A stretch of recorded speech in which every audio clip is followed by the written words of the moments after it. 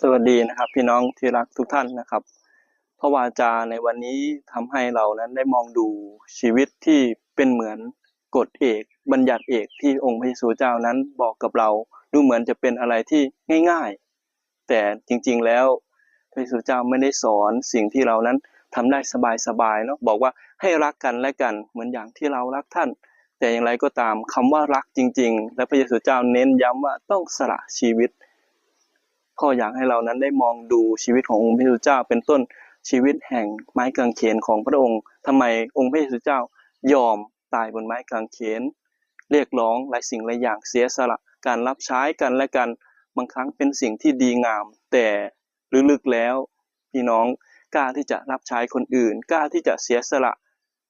ตัวเองเพื่อพระศาสนาจากเพื่อครอบครัวเพื่อลูกเพื่อหลานเราหรือเปล่าสิ่งนี้เป็นสิ่งหนึ่งที่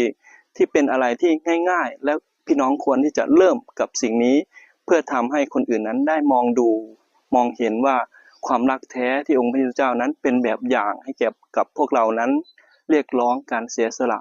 นั่นคือให้เรานั้นได้มองดูกางเขนเพื่อเรานั้นจะกล้าที่จะรักคนอื่นและรับใช้คนอื่นด้วยใจจริงขอพระเจ้าอวยพรพวกเรานะครับ